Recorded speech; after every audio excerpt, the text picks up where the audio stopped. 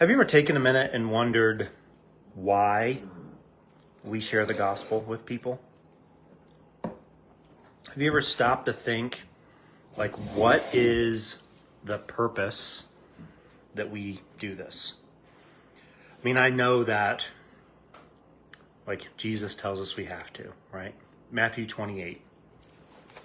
We're probably familiar with this. Well, maybe most of us are. Maybe many of us are. I've been given, this is Jesus. I've been given all authority in heaven and on earth. Therefore, go and make disciples of all nations, baptizing them in the name of the Father and the Son and of the Holy Spirit. Teach these new disciples to obey all the commands I've given you, and be sure of this, I'm with you always to the end of the age.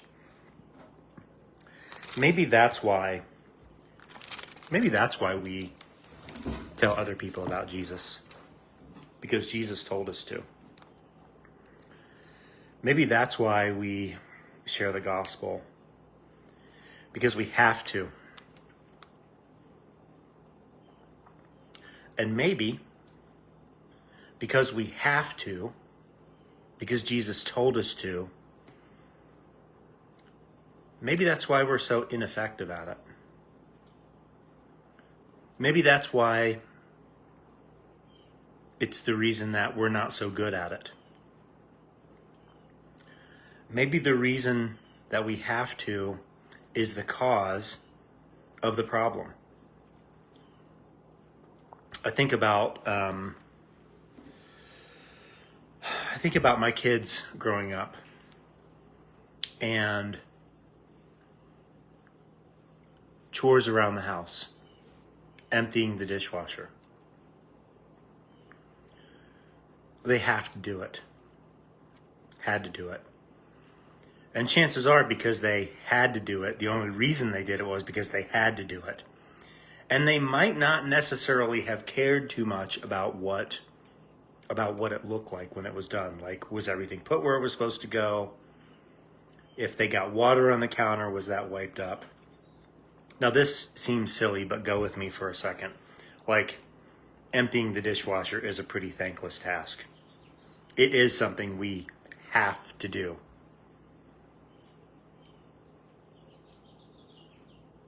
But for the Christian, if we do all things as though we're doing them for the Lord, doesn't it matter how we do it? When I think about this mission that we're on to make disciples of all the nations,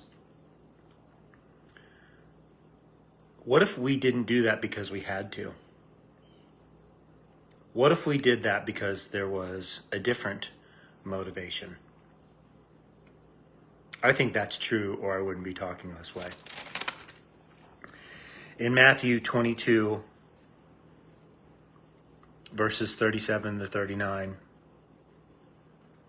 Jesus says, you must love the Lord your God with all your heart, all your soul, and all your mind. This is the first and greatest commandment. A second is equally important: love your neighbor as yourself. The entire law and all the demands of the prophets are based on these two commandments.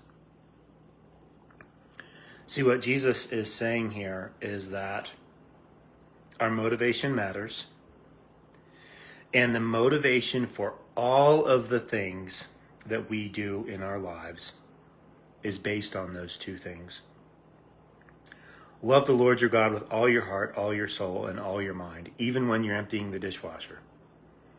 This is the first and greatest commandment. The second is equally important: love your neighbor as yourself. What if you shared the gospel with people, not because you had to, not because Jesus told you to, not because you were being forced to, not because you were expected to, but you shared the gospel with people because you loved God with all your heart, all your soul, and all your mind?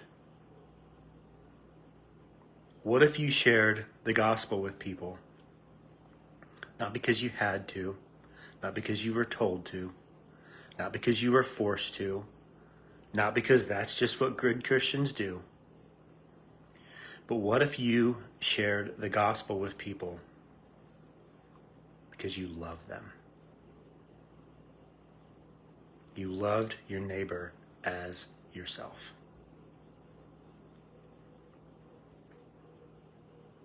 We'll talk to you tomorrow.